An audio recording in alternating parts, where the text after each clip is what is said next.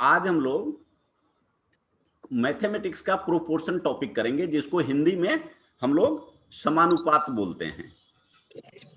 समानुपात। और कल जब हम लोग अनुपात पढ़ रहे थे तो हम लोगों ने डिस्कस किया था कि जो अनुपात और समानुपात हम लोग हमेशा एक साथ पढ़ते हैं, क्योंकि यह भी बेसिकली अनुपात ही है, लेकिन यहाँ पर दो अनुपात आपस में मिल जाते हैं। और हम लोग जानते हैं हिंदी में कि समानुपात जो होता है सम और अनुपात से मिलकर बनता है, और सम का मतलब होता है हम लोग जानते हैं बराबर, और अनुपात का मतलब आप लोग जानते ही हैं कि क्या होता है, कल हम लोगों ने डिस्कस किया है। तो दो रेशियो इस तरह से हों, दो अनुपात इस तरह से हों जो एक दूसरे के बराबर हैं, तो इनको समानुपात कहा जाता है। और उसको इस तरह से लिखा जाता है। लिखने का तरीका यह होता है कि ए और बी का ये पहला अनुपात है और सी और डी दूसरा अनुपात है, और दोनों अनुपात बराबर हैं। देखिए, बराबर होने का मतलब ये नहीं होता कि ये दोनों नंबर बराबर होंगे। जैसे आपको मैं बताऊं, जैसे मान लीजिए 5/10 और यह है मान लीजिए कि 30/60, ये दोनों बराबर हैं, लेकिन ये नंबर अलग अलग हैं। तो कभी हम लोगों को कंफ्यूज नहीं होना चाहिए। बहुत समय ये लगता है कि जब ये दोनों बराबर ही हैं तो फिर इस तरह से हम लोग क्यों कर रहे हैं और क्या फायदा है, क्यों पढ़ाई कर रहे हैं। तो जब हम लोग जानते हैं कि कोई भी कारण से जिन चीजों के साथ हम लोग डील कर रहे हैं, डिस्कस कर रहे हैं या प्रॉब्लम सोल्व करने का कोशिश कर रहे हैं, अगर उनका अनुपात बराबर है, जैसे हमने यहां देखा, तो ये 4 फिगर जो दिया हुआ है उसमें से अगर कोई एक मिसिंग है तो उसको हम लोग बहुत आसानी से निकाल सकते हैं। जैसे अभी हम लोग जानते हैं कि ऐसे केसेस में मान लीजिए हम लोग कहें कि 5/10 और x इंटू x और 60 ये समानुपात हैं, समानुपाती हैं। तो इसका मतलब क्या होगा, हम लोग जानते हैं कि 5/10 बराबर x/60। तो अगर हम लोग x का वैल्यू निकालना है तो हम लोग जानते हैं कि ये आमने सामने गुना करते हैं, क्रॉस मल्टीप्लीकेशन। तो x गुना 10 बराबर 5 गुना 60। तो x बराबर कितना हो जाएगा, 5 गुना 60/10। ये कैंसिल हो गया, तो ये हमारा हो गया 30। तो कहने का मतलब है कि इसकी उपयोगिता है। और जब हम बराबर अनुपात का बात करते हैं तो ये अनुपात बराबर है, नंबर बराबर नहीं है। तो ऐसे केसेस में हम लोग देखेंगे आगे कि यह बहुत उपयोगी कॉन्सेप्ट है। तो जब भी ऐसा होता है तो अभी जैसे हमने अलग करके दिखाया उस तरह से भी आप निकाल सकते हैं लिखकर, और भिन्न को किस तरह से हल करते हैं उस तरह से। अदरवाइज डायरेक्ट इसका कॉन्सेप्ट ये होता है कि इसमें देखिए 4 पद हैं, 4 टर्म हैं, 1 2 3 4। ये जो दोनों हैं इनको कहते हैं बाह्य पद या बाहरी पद, क्योंकि ये शुरू में है और ये अंतिम में है। और इन दोनों को कहते हैं मिडिल, मध्य। तो ये जो बाहरी वाले हैं, या इनको इंग्लिश में अगर आप बोलिएगा तो बोलिएगा एक्सट्रीम टर्म। तो जो एक्सट्रीम टर्म होते हैं, जो बाहरी टर्म होते हैं, उनको गुना करिएगा और बीच वाले मध्य पदों को गुना करिएगा तो दोनों बराबर होते हैं। तो जब ऐसे समानुपात है A:B, और इसको पढ़ते हैं इंग्लिश में बोलते हैं A:B, H:C:D। A और B में जो अनुपात है वही अनुपात C और D में है, हिंदी में ऐसे बोलेंगे। तो अब हमारा जो ये बाह्य पद हैं, एक्सट्रीम टर्म्स हैं, उनका मल्टीप्लीकेशन गुना, और जो मिडिल वाले दोनों हैं उनका गुना सेम होता है। जैसे अभी मान लीजिए कि जो अभी हमने एग्जाम्पल लिया था उसी को लीजिए, 5:10, और हमने लिया था 30 इज टू 60। अब इसमें बाहरी कौन है, ये दोनों बाहरी हैं, तो 5 गुना 60 करिएगा तो आएगा 300। और मिडिल कौन है, ये दोनों मिडिल हैं, तो 10 इंटू 30 करिएगा तो आएगा 300। तो इसको जब हम लोग जानते हैं तो कोई अगर मान लीजिए कि इसमें से एक नहीं पता है, तो जैसे अभी हम लोगों ने देखा आसानी से इसको निकाल लेंगे। तो यह हो गया। और आप आगे देखेंगे कि बहुत सारे प्रॉब्लम जो आप सोल्व करते हैं, अभी तक सोल्व करते आए हैं या करते हैं या एग्जाम में आता है, उसको इसका उपयोग करके अगर इसको हम लोग ठीक से सीख लें तो बहुत सारे प्रॉब्लम जो ऐसे बहुत डिफिकल्ट सा लगेगा, बहुत आसानी से बना लेंगे। तो ये जो ABCD हैं, ABCD, इनको समानुपातिक संख्या बोलेंगे। समानुपात में है, इनको समानुपातिक संख्या बोलेंगे। तो अगर इसमें से एक कोई नहीं दिया हुआ है तो हम समझ गए कि जब भी कहेगा कि 4 नंबर हैं, 4 संख्या हैं, वो समानुपातिक हैं, तो इस तरह से इनको इसी ऑर्डर में हम लिखेंगे, A:B, फिर समानुपात का साइन, उसके बाद C:D, और इस तरह से सोल्व करेंगे, इसको लगाएंगे। कभी कभी क्या होता है कि 4 नहीं देके आपको 3 नंबर देंगे और कहेंगे कि एक कंटिन्यूड प्रोपोर्शन इंग्लिश में बोलते हैं और हिंदी में बोलते हैं सतत समानुपात। इसको वितत भी बोलते हैं और संलग्न समानुपात भी बोलते हैं। देखिए, हम लोगों की हिंदी की समस्या यह है कि एग्जामिनेशन में UPSC में भी बच्चे बहुत समय हिंदी वाले बहुत परेशान होते हैं, क्योंकि वो ऐसा हिंदी ट्रांसलेट कर देते हैं इंग्लिश को हिंदी में कि बच्चे वो टर्म से ही उस टर्म को ही नहीं जानते हैं, हिंदी वाले बच्चे। तो आपको बेटर होता है कि आप इंग्लिश हिंदी दोनों टर्म, एटलीस्ट टर्म को जानिए। तो उससे क्या होता है कि इंग्लिश में मान लीजिए आप पढ़े सतत समानुपात, और उसमें उसने कह दिया संलग्न समानुपात या वितत समानुपात, क्योंकि सब उसका होता है। तो अगर आपने कंटिन्यूड प्रोपोर्शन देखा हुआ है तो आराम से बाकी चीजें सेम रहती है। तो जैसे मैंने पहले भी बताया था कि आप हिंदी इंग्लिश से परेशान नहीं होइए, प्रत्येक सब्जेक्ट की अपनी भाषा होती है, मैथ की अपनी भाषा है। आप देखिए कि कितने वर्ड इसमें, अगर मान लीजिए हम इंग्लिश में पढ़ते हैं तो एक प्रोपोर्शन पढ़ेंगे, एक एक्सट्रीम और मिडिल पढ़ेंगे, मिडिल टर्म, और एक कंटिन्यूड प्रोपोर्शन, बस यही 3-4 शब्द अभी तक आए। तो इसलिए भी हम लोगों का हिंदी जो है वो उतना रिच नहीं हो पा रहा है, समृद्ध नहीं हो पा रहा है, क्योंकि हम लोग बहुत सारे जो शब्द है ना, बहुत उनका उल्टा पुल्टा ट्रांसलेट करने का कोशिश करते हैं। जरूरत नहीं है। बहुत सारे विदेशी भाषाओं से भी हम लोग, जैसे रेलगाड़ी, आप लोग सुनते होंगे कि कितने लोग क्विज में बोलते हैं कि रेलवे स्टेशन का हिंदी बताओ या रेलगाड़ी का हिंदी बताओ। ठीक है, तो भाषा का मतलब है कम्युनिकेशन, और मैक्सिमम चीजें हम लोग जो बाहर से भी ले सकते हैं उसको लेना चाहिए।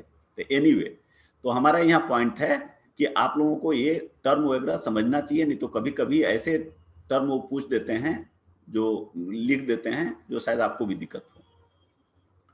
तो इस केस में यहाँ पे देखिए छूट गया है, या ऐसे होगा। तो जब 3 नंबर अगर वो कहें कि A, B और C 3 समानुपातिक नंबर हैं या सतत समानुपात में हैं, सतत का मतलब कंटिन्यूएशन, समानुपात में हैं, ऐसे बोलें, तो आपको ये लिखना कैसे है। एक बार ये आपने बना लिया तो आप प्रॉब्लम को सोल्व कर लेंगे। तो यहां आपको क्या करना है, A:B और फिर B:C। B दोनों में आएगा, शुरू में भी और बाद में भी। B इसके साथ भी आएगा और इसके साथ भी, तब इसको कहते हैं सतत समानुपात। एक बार अगर आपने ये कर लिया तो अब आप देख सकते हैं कि बीच वाले का गुना करिएगा तो आ जाएगा B², और बाहर वाले का गुना करिएगा तो आएगा A:C। तो आप आसानी से इसमें से कोई 3 में से एक नहीं दिया हुआ है तो आप निकाल सकते हैं। तो बहुत सारे फॉर्मूला इसके लिए आपको याद करने की जरूरत नहीं है। बुक्स में, गाइड्स वगैरह में बहुत सारे देखेंगे, या कहीं और आप किसी का हेल्प लेंगे, आप देखेंगे वो बहुत सारे फॉर्मूला आपको बता देंगे। वो देखने में आसान लगता है, लेकिन जब एग्जाम में आप जाएंगे तो शायद याद न रहे। तो इसलिए समझने का कोशिश करिए और आराम से बनेगा। देखिए, कभी कभी बहुत सारी चीजें आप अभी ऐकिक नियम से बनाते हैं, ऐकिक नियम सब लोग जानते हैं। तो ऐकिक नियम में भी क्या होता है कि कहता है कि मान लीजिए किसी काम को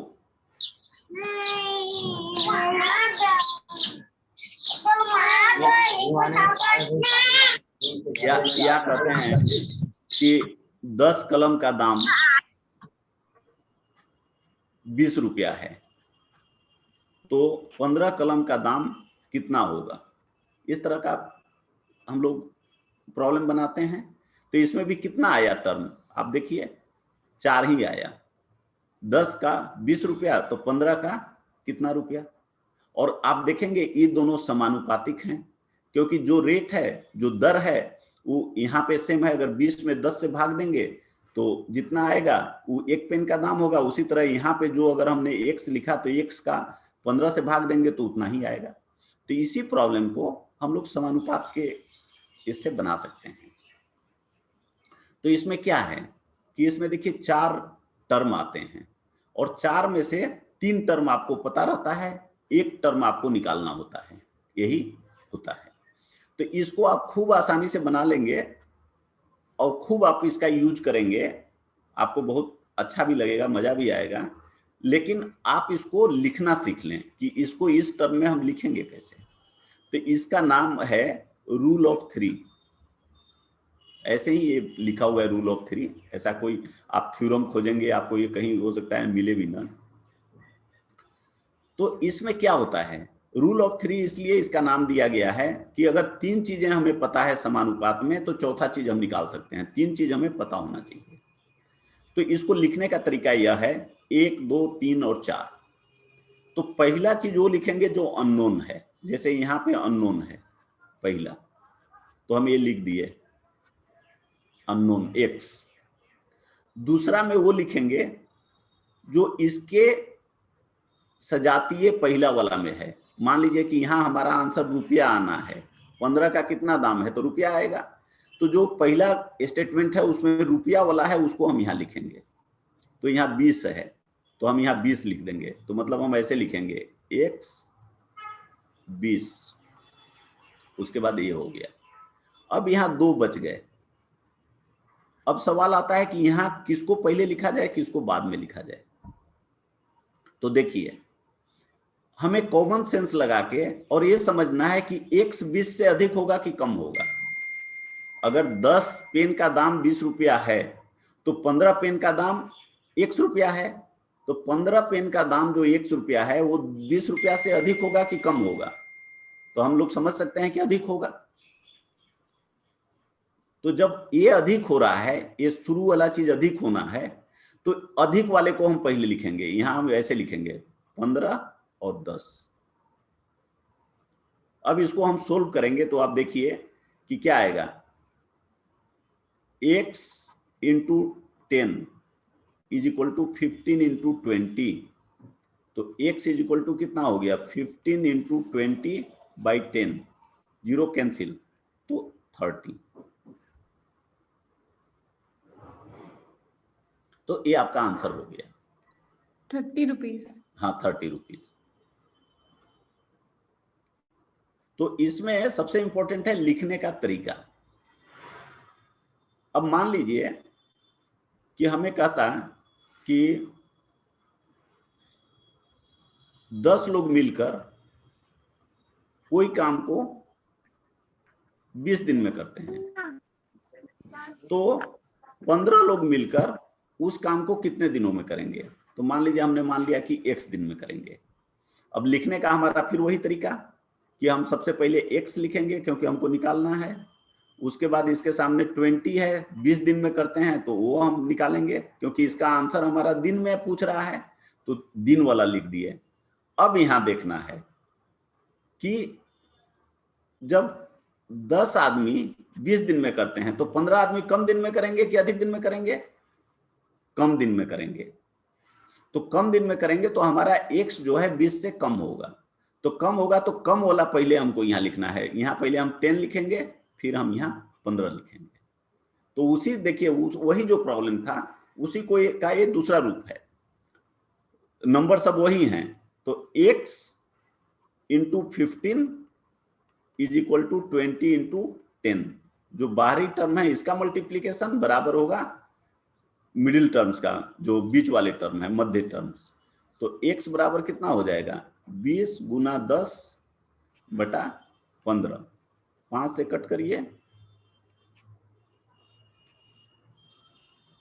तो हो गया 40 बटा 3, मतलब इतना दिन।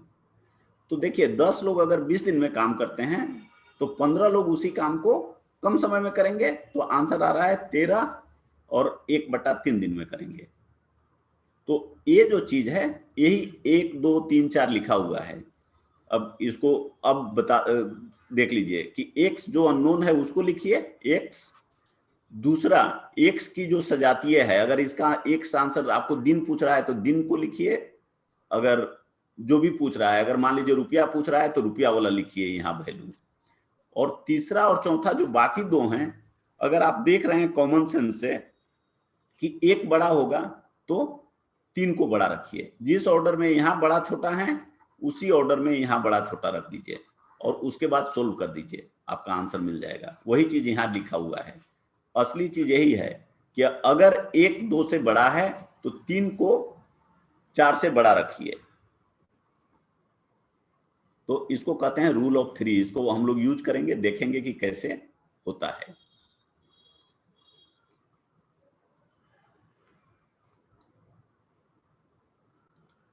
अब देखिए ये होता है कि आप जानते हैं कि समानुपात में a/b बराबर c/d होता है। तो बहुत समय एग्जामिनर आपको ये डायरेक्ट a/b c/d नहीं पूछ के इस तरह के प्रॉब्लम पूछते हैं। तो क्या होता है, अगर a/b है, इसमें 1 जोड़िएगा तो क्या आएगा, और इधर c/d है, इसमें भी 1 जोड़िएगा तो क्या आएगा, ये आ जाएगा a प्लस b/b और यह आ जाएगा c प्लस d/d। तो वही चीज ये है। तो इसको अंग्रेजी में बोलते हैं कंपेंडो। कंपेंडो, कंपेंडो मतलब कंपाउंड होना, मतलब योग, योग का रूल। और उसी तरह अगर इसको इसमें 1 माइनस कर दीजिए दोनों का, तो यह क्या हो जाता है, a minus b/b c minus d/d। इसको कहते हैं डिवेंडो, अंतर का अंतर। तो कहने का मतलब है कि अगर ये ऐसे पता है आपको कि मान लीजिए हमने जो पहले लिखा था वही लिखते हैं, 5/10 इज इक्वल टू 30/60। तो अब अगर हम इसको ये दोनों का आपस में घटाव कर दें, माइनस कर दें, तो इससे कोई फर्क नहीं पड़ता कि इसको a माइनस बी लिख रहे हैं या a प्लस बी लिख रहे हैं। तो मान लीजिए लिख दें 10 + 5/10 बराबर, इसको ऊपर जोड़ दीजिए, दोनों टर्म को एक बराबर होगा। आप ये देख भी सकते हैं कि ये हो गया 15/10 और यह हो गया 90/60। तो 6 से कट करिएगा तो ये भी हो गया 15/10। तो इस तरह से, तो उसी तरह से यह भी होता है, घटाव कर सकते हैं। और यह खूब यूज होता है, ये बच्चों को समझने में दिक्कत होती है। इसको बोलते हैं कंपेंडो डिवेंडो रूल। हिंदी में बोलते हैं जोगांतर अनुपात, जोग एंड अंतर दोनों है। ये देखिए a/b है तो इसको जोड़ भी दिए और घटाव भी कर दिए। तो जैसे मान लीजिए कि a/b और c/d है, तो हमने यहाँ a plus B a minus B लिखा है, c प्लस ए। इसको कुछ आपको ज्यादा याद रखने का जरूरत नहीं है। ये दोनों को जोड़िए, घटाइए, चाहे वो कोई भी ऑर्डर हो। जैसे मान लीजिए कि हमने लिखा b plus A by B minus A, तो दोनों को जोड़ दिए और दोनों को घटा दिए। तो उसी ऑर्डर में लेकिन रखिएगा, जैसे यहाँ b को पहले रखे तो यहाँ d को पहले रखेंगे, d plus C by D minus C. कुछ भी ऑर्डर रख सकते हैं, a plus B by A minus B, c plus D by C minus D, b plus A by A minus B, D plus C by C minus D, कुछ भी रखिए, लेकिन दोनों में ऑर्डर सेम रखिए। ऊपर तो देखिए प्लस है तो उसमें ऑर्डर से फर्क नहीं पड़ेगा, 5 + 2 बराबर होता है 2 + 5 का, लेकिन नीचे वाले में फर्क पड़ेगा, तो इसलिए इसको आपको ठीक से रखना है। और इसका बहुत यूज होता है, बहुत समय एग्जामिनर बहुत पूछते हैं, क्योंकि ये बिल्कुल कॉन्सेप्ट पे है, टाइम अधिक नहीं लगता है। जैसे देखिए एक एग्जाम्पल हम लोग देख लेते हैं। दिया हुआ है कि दो संख्याओं का अनुपात 3 और 4 है और उनके वर्गों का अंतर 28 है, तो उसमें से बड़ी संख्या निकालिए। तो अब इस देखिए ये अनुपात का बेसिकली प्रॉब्लम है। अनुपात समानुपात एक्चुअली क्या है, दोनों अनुपात बराबर हो गए। हम जानते हैं कि दो संख्या का अनुपात 3:4 है, तो a/b 3/4 हो गया। अब यहाँ ये नंबर नहीं देके हम लोग कहते कि ये 4 में से 3 पता रहेगा, ए बी और सी डी में अगर 4 टर्म हैं, 4 में से अगर 3 पता रहेगा तो हम 1 निकाल लेंगे। लेकिन अब वो आपको 4 में से कोई नहीं देगा। अब वो क्या देगा, यहाँ पे देखिए क्या दिया, उनके वर्गों का अंतर मीन्स a² माइनस b² दे दिया। तो कह रहा है कि उनमें से आप बड़ी संख्या निकालिए, जो a है वो निकालिए। बहुत समय आपको मान लीजिए कि a + b दे देगा कि दोनों संख्याओं का जोड़ इतना है, तो आपसे पूछ देगा कि आप उसका माइनस निकालिए या संख्याओं को निकालिए। तो अगर आप समझते हैं तो सब निकाल लेंगे। तो देखिए अब यहाँ a² माइनस b² है, तो a² माइनस b² आप जानते हैं होता है a + b into a minus b। तो अब हमें इसको इस फॉर्म में बनाना है कि ये चीजें हमको मिल जाए। तो यहाँ पे एक्चुअली ये नहीं लिखा है कि वर्गों का अंतर तो ये बड़ा है कि बी बड़ा है, जैसे ही प्रॉब्लम में यहाँ पे हमने बी को बड़ा करके बना दिया है तो उससे फर्क नहीं पड़ता। तो अब देखिए a/b बराबर 3/4 है, तो कंपेंडो डिवेंडो से हम जानते हैं कि इसका जोड़ और डिफरेंस इसके जोड़ और डिफरेंस के बराबर होगा। तो इसको ऊपर में जोड़ दिए देखिए b + a और नीचे में घटा दिए, तो यहाँ भी 4 + 3 4 - 3 कर दिए, तो b + a बटा b - a कितना आ गया, 7/1 आ गया। अब इसको क्रॉस मल्टीप्लीकेशन करिएगा, या इसको आप क्या लिख सकते हैं कि b + a और b - a का अनुपात कितना हो गया, 7:1 हो गया। अनुपात ऐसे ही होता है। और कल हम लोग देखे थे कि जब भी अनुपात में दो नंबर होते हैं तो b + a कितना होगा, इतना बराबर हम लोग लिख सकते हैं 7 × x, जहां x कांस्टेंट होगा, और इसको हम लिख सकते हैं 1 × x मतलब x। तो अब देखिए b + a की जगह पे हमने रख दिया 7x और b - a की जगह रख दिया x। ये दोनों को मल्टीप्लाई किया तो आ गया 7x² और यह हमारा 28 दिया हुआ है। अगर यह 28 दिया हुआ है तो इसको सोल्व करेंगे तो x कितना आ जाएगा, 2 आ जाएगा, क्योंकि x² हो जाएगा 28/7, तो x² हो गया 4, तो x हो गया √4, तो हो गया 2। तो अब x = अगर 2 हो गया तो अब आप वैल्यू रख दीजिए कि जो b + a है और b - a है वो आपको दिया हुआ है। b + a 7x का मतलब हो गया 14 और b - a हो गया x का मतलब हो गया 2। तो आपको बड़ा नंबर निकालना है, b निकालना है, इसको जोड़ दीजिए तो 2b = हो गया 16, b = हो गया 16/2 8। किसी भी तरह से निकाल लीजिए, या इसको अगर सोल्व करिएगा इसी तरह से तो x के टर्म्स में तो a आएगा 3x और b आएगा 4x, x 2 रख दीजिए तो a भी आपका आंसर हो जाएगा। तो उससे फर्क नहीं पड़ता। एक बार प्रॉब्लम को समझते हैं तो किसी भी तरह से बना सकते हैं। तो हो सकता है अभी आप लोगों में से कुछ लोगों को इसको समझने में दिक्कत हो रही होगी। तो असली चीज ये समझना है कि यह जो तरीका है, जब ये प्रॉब्लम में वो नंबर नहीं देके उसका कहे कि संख्याओं का योग, संख्याओं का अंतर, वर्गों का अंतर जैसे यहाँ पे लिखे, तो इस तरह के केस में आपको ये चीज निकालना है, कंपेंडो डिवेंडो का यूज करना है। थोड़ा सा प्रैक्टिस करेंगे और ये आप लोगों के पास अवेलेबल रहेगा वीडियो। बाद में भी जब प्रॉब्लम बनाते समय अगर दिक्कत हो तो आप इसको देख के कर सकते हैं, बहुत इंपॉर्टेंट है। यहाँ पर हम थोड़ा टिपिकल सा प्रॉब्लम बना रहे हैं, तो इसलिए आप लोगों को शुरू में अभी थोड़ा डिफिकल्ट लग सकता है, लेकिन जब प्रॉब्लम आप बनाने लगिए और प्रॉब्लम नहीं बनता है तो आप देखिए कि इस तरह के प्रॉब्लम्स हम लोगों ने डिस्कस किया है कि नहीं, तो आप उसको देख के यूज करिए, बनेगा, सब प्रॉब्लम बनेगा।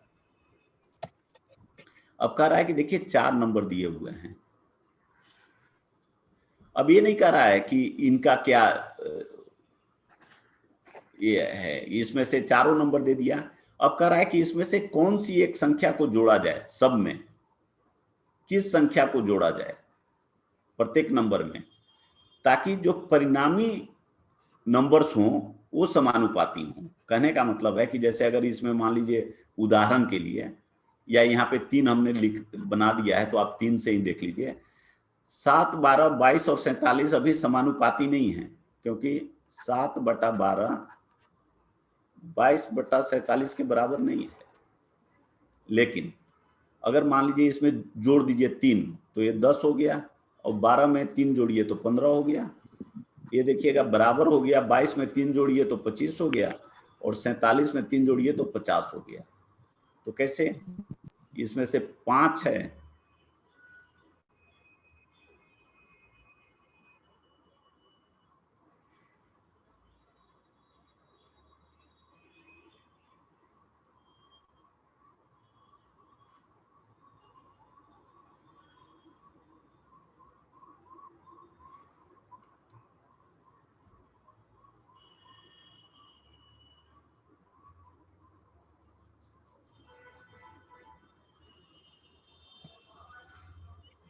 एक्चुअली ये 7 नहीं होकर ये लिखने में गलती हुई है। 7, 12, 22 और 47,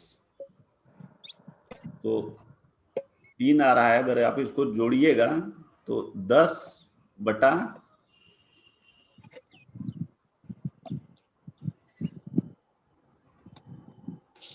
हाँ यहाँ पे गलती हुई है, ये 12 नहीं होके ये 17 है, 17 है। तो 7 में 3 जोड़िएगा तो 10 होगा, और 17 में 3 जोड़िएगा तो 20 होगा, इसलिए गलती हो रही है। और 22 में 3 जोड़िएगा तो 25 होगा, और 47 में 3 जोड़िएगा तो 50 होगा। तो अब देखिए दोनों तरफ अगर आप देखिए 10 और 20 को कैंसिल करिएगा तो 1/2 आ गया, और 25 और 50 को भी कैंसिल करिएगा तो 1/2 आ गया, तो ये बराबर हो गए। तो पहले ये समानुपातिक नहीं थे, लेकिन अब ये समानुपातिक हो गए जब हमने इसमें 3 ऐड कर दिया। तो एक्चुअली 17 है, यहां भी सॉरी, हाँ ये नंबर 17 है, यहाँ ठीक लिखा हुआ है। यहाँ पे गलती से 12 लिखा गया था, ये आपको ध्यान में रखना है, 12 नहीं है। तो अब ऐसे प्रॉब्लम्स में हमने मान लिया कि x सब में जोड़ा गया, तो x x x x जोड़ा गया। तो एक तरीका तो क्या है, एक तरीका है कि आप जैसे जानते हैं कि 7 + x × 47 + x, बाहरी दोनों टर्म हो गए, ये दोनों इज इक्वल टू जो अंदर के दोनों टर्म है 17 + x × 22 प्लस एक्स। अब इसको दोनों को इसको सोल्व कर दीजिए, एक्स का वैल्यू निकालिए, वो आपका आंसर होगा। और यह क्या होगा यह जब इसको सोल्व करेंगे तो क्वाड्रेटिक इक्वेशन होगा। क्वाड्रेटिक इक्वेशन का मतलब है जिसमें एक्स का पावर 2 आएगा। तो इसको आपको सोल्व करने में थोड़ा सा टाइम लगेगा, और जो बच्चे मैथमेटिक्स में बहुत कंफर्टेबल नहीं है, इतना करने में उनको बहुत असुविधा लगेगा, और एग्जाम में ऐसे प्रॉब्लम पूछे जाते हैं। तो इसका दूसरा तरीका है कि देखिए जो नंबर दिए हुए हैं, ये मैंने लिख दिया है, उसको आप ए बी सी डी अगर मान लेते हैं तो यह आपके फॉर्मूला की तरह काम करेगा। और यह फॉर्मूला याद रखना बहुत आसान है। क्यों? आप जानते हैं कि B C is equal to A D होता है, मल्टीप्लाई जब करते हैं तो X is equal to middle वालों का multiplication B C minus A D divided by बाहरी का sum A plus D minus अंदर का सम बी प्लस सी। इसको अगर रख दीजिए तो यहाँ पे 7 ही है,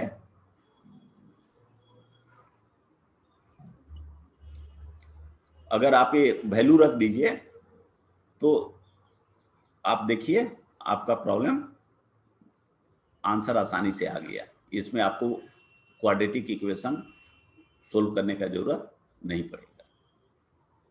तो ऐसे कोई कोई आपको समझना है कि क्या याद रखना है, क्या याद नहीं रखना है, और इसको इस तरह से रटने के बजाय समझ के 2-4 प्रॉब्लम बना के प्रैक्टिस करके तैयार रहना है कि अगर आया तो बना देंगे, क्योंकि ऐसे प्रॉब्लम पूछे जाते हैं सर। और इसलिए इसके पहले जब अपन सवाल हल कर रहे थे तो एडी वाली स्थिति को पहले रखते थे। हाँ, इसमें हमने बीसी वाली स्थिति को पहले रखा है। नहीं, इसमें वो नहीं रख रहे हैं, इसमें हम वो नहीं सोल्व कर रहे हैं, यहाँ हम रूल ऑफ 3 नहीं लगा रहे हैं। जी जी, अच्छा। यहाँ पे वो नहीं निकालना है। यहाँ पे आप देख रहे हैं कहीं दिन या कुछ उस तरह का पूछ रहा है कि 3 चीज आपको दिया है, चौथा पूछ रहा है, ऐसा नहीं है ना। जी जी, इसमें चारों में पूछ रहा है कि किस संख्या को जोड़ा जाए कि ये जोड़ने के बाद समानुपातिक होंगे। तो इसलिए इनका यही ऑर्डर रहेगा। आप समझ गए? जी। जब वो जिस तरह का सवाल, ऐकिक नियम का सवाल आप बनाते हैं, उस तरह के सवाल के लिए वो रूल हम लोग पढ़े थे, है ना? ठीक है जी जी। और एडी को पहले रख के बनाएंगे तो माइनस में आ जाएगा। किसको? एडी को पहले रख के अगर बनाते हैं तो नहीं, बनाना ही नहीं है, उसको वैसे नहीं बनाना है ना? जी। क्योंकि इसी ऑर्डर में वो समानुपातिक होंगे। अच्छा, आप यहाँ की बात कर रहे हैं कि इसको अगर हम पहले रख दें। जी जी, ये आप कर रहे हैं कि अगर हम AD माइनस BC कर दें जी, तो इसको क्या करना पड़ेगा आपको? फिर नीचे का भी ऑर्डर चेंज करना पड़ेगा। अच्छा, B plus C minus A plus D करना पड़ेगा। कहने का मतलब कि यहाँ अगर AD पहले है तो ये बाद में आएगा, और BC पहले है तो ये बाद में आएगा, जी, है ना? और नॉर्मली क्या होगा, ये इसलिए इस फॉर्मेट में लिखा हुआ है कि अगर आप इसको पहले रखिएगा इसको, तो आपका जो आंसर आएगा ना माइनस में आएगा, और फिर दोनों माइनस और माइनस, यहाँ भी माइनस आएगा, यहाँ भी माइनस आएगा, दोनों कट के तब प्लस होगा। ठीक है? तो बहुत सारे बच्चे जो उतना कंफर्टेबल नहीं फील करते, जैसे अभी यहाँ करिएगा, 329 पहले आएगा, 329 माइनस 374, तो यहाँ माइनस 45 आ जाएगा, और उसी तरह यहाँ माइनस 15 आ जाएगा, कट के आंसर इतना ही आएगा। ठीक है? तो ये अच्छा क्वेश्चन इन्होंने पूछा है। ये चीज ध्यान रखना है कि अगर यहाँ BC पहले लिख रहे हैं तो यहाँ B प्लस C बाद में आता है, उल्टा होता है, ऐसे है। अब देखिए 10 और 25 का तीसरा समानुपाती क्या है? जैसे अभी हम लोग पीछे देखे थे ना कि उसको हम बोलते हैं सतत, वितत, संलग्न। अब यहां इसने इसको तीसरा समानुपाती बोल दिया, तो कैसे लिखेंगे? ये हम लोग अभी देखे थे कि 10-25 जो है वो सेम रहेगा, जो मिडिल का नंबर होता है वो हमेशा दोनों में यूज होता है, और यह x हो गया। हम लोग बी को रिपीट करेंगे इसमें, है ना? हाँ, हमेशा जो मिडिल का टर्म होगा वो रिपीट होता है। जैसे ए, बी और सी 3 नंबर हैं जो सतत इसमें हैं, तो ए, बी और फिर से यहाँ बी, सी आता है। तो अब एक बार अगर आपने ठीक से लिख लिया तो फिर बात वही रह गई, आउटर को मल्टीप्लाई करिए 10 इंटू एक्स हो गया, बीच को मल्टीप्लाई करिए 25 इंटू 25 हो गया, सोल्व कर दीजिए तो एक्स हो गया 625 बटा 10 62.5, फिर तो आसान हो जाता है। अब मान लीजिए ऐसा प्रॉब्लम आता है कि 3080 3080 रुपए है, 3 लोगों में विभाजन करना है पी क्यू आर में, इस तरह से कि पी को क्यू और आर का 2/9 मिले और Q को P और R का 3/11 मिले। अब इसमें क्या किया, डायरेक्ट रेशियो आपको नहीं दिया, ठीक है, इनडायरेक्ट दिया। तो क्या करना पड़ेगा, पहला चीज लिख लीजिए P plus Q plus R, तीनों को जो मिलेगा उसका जोड़ जो है 3080 है, ये पहला हो गया। और P is to Q plus R 2/9 है, 2:9 है। अब देखिए हम क्या करेंगे, तो Q प्लस R बटा P 9/2 है। अब यही यहां पे हम ये जो चीज है, अब देखिए ये हमें इस तरह से लिखा हुआ है, लेकिन हमें पता क्या है, तीनों का सम पता है। तो अगर हम यहां ऐसे कर दें कि एक तीनों का सम इसमें से बना दें, तीनों का जोड़ बना दें P plus Q plus R, तो हमें प्रॉब्लम बन जाएगा। और उसके लिए क्या करना पड़ेगा, इसमें +1 करना पड़ेगा। अगर +1 कर दें तो यह P ऊपर चला जाएगा, P नीचे रहेगा, इतना हो जाएगा। तो इस तरह से करके तो जो हम लोग बनाए थे कंपेंडो रूल, देखे थे कंपेंडो योग का, वो कर देंगे, ऊपर नीचे दोनों को ऐड कर दिए, ऊपर में दोनों को ऐड कर दिए, तो यहां भी दोनों को 2 और 9 11 हो गया, नीचे वही रह गया, तो P हो गया। अब ये हम लोग जानते हैं, वैल्यू रख दीजिए, सोल्व कर दीजिए, आंसर हो गया 560। उसी तरह Q बाई दिस इतना हो गया। तो अब हम क्या करेंगे, यहाँ भी कंपेंडो, दोनों को जोड़िए, इतना आ गया, यहाँ जोड़िए तो 14 आ गया, तो Q आपका सोल्व करिए 660 आ गया। अब P और Q निकल गया तो R का वैल्यू निकालना है, तो तीनों को जोड़ने से इतना होता है और दोनों अलग अलग इतना है, तो माइनस कर दीजिए, आपको इतना आ गया। तो इस तरह के प्रॉब्लम में जो अभी हमने डिस्कस किया था कंपेंडो डिवेंडो का, वह इंपॉर्टेंट है। हाँ सर, हेलो। हाँ हाँ चलो, पिछले में किस पूछना है?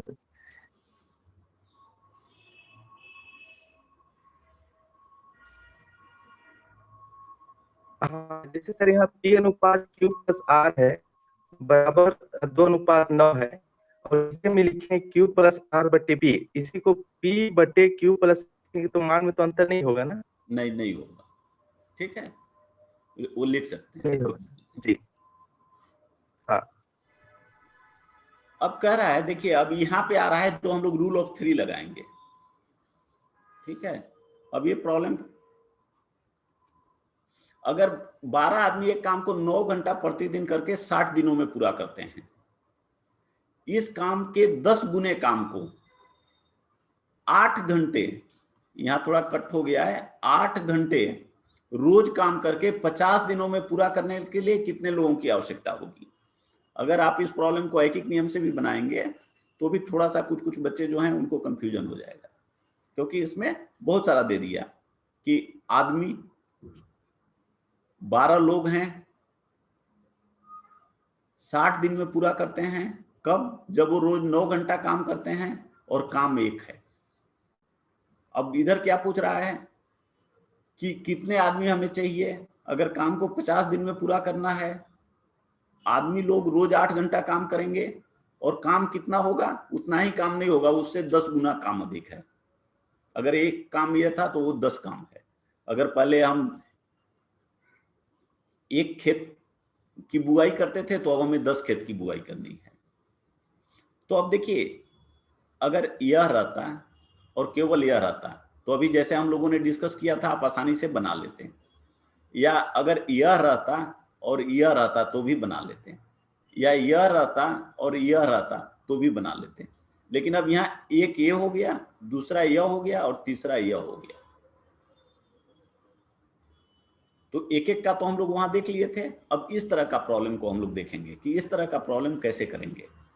और तो यहां पे वही करेंगे कि जो पहले है वो यही चीज हम लोग लिखते थे कि आदमी निकालना है एक्स, आदमी निकालना है कि कितने दिन में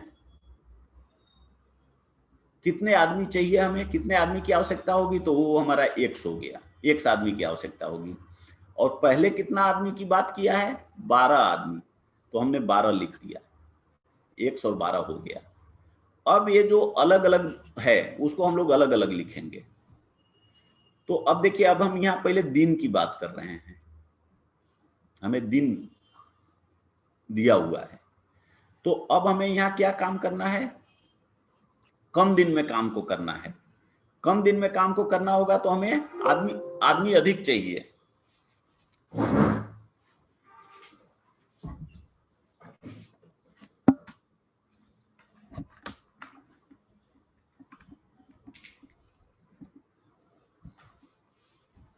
अगर हमें कम दिन में काम करना है, पहले 60 दिन में काम करते थे, अब हमें 50 दिन में करना है, तो हमें अधिक आदमी चाहिए, मतलब x 12 से अधिक होगा।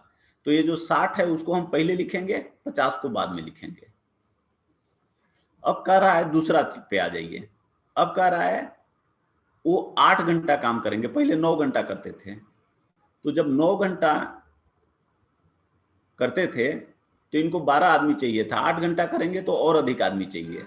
तो पहले 9 को हम लिखेंगे बड़े वाले को, फिर 8 को लिखेंगे।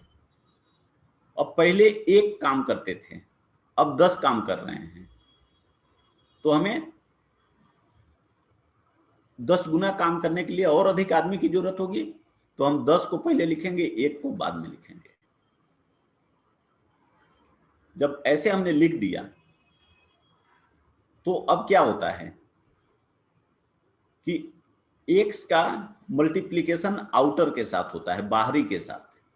तो यहां बाहरी एक ये है, दूसरा ये है और तीसरा यह है। तो देखिए, x गुना 50 गुना 8 गुना 1 हो गया बराबर। अब जो मिडिल वाला होता है उसको गुना करते हैं। तो यहाँ 12 है और मिडिल में 60, 9 और 10 हैं, तो 12 गुना 60 गुना 9 गुना 10 हो गया। अब इसको सोल्व कर दीजिए तो x बराबर आपका आंसर आ गया, ये हो गया। इसी प्रॉब्लम को एक इससे भी अधिक आसानी से फ्रैक्शन रूल से हम लोग बनाते हैं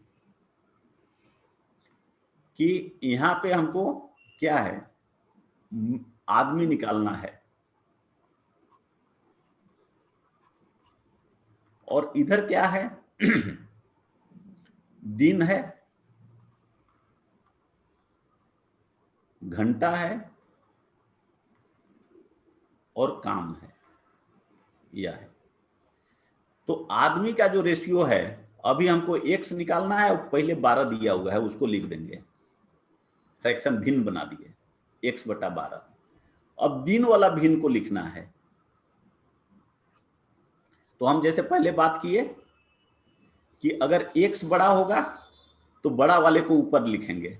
तो बड़ा वाला ऊपर लिखेंगे का मतलब क्या है, देखिए कि यहां दिन में 2 है, 60 और 50, तो हम 60 को ऊपर लिखेंगे।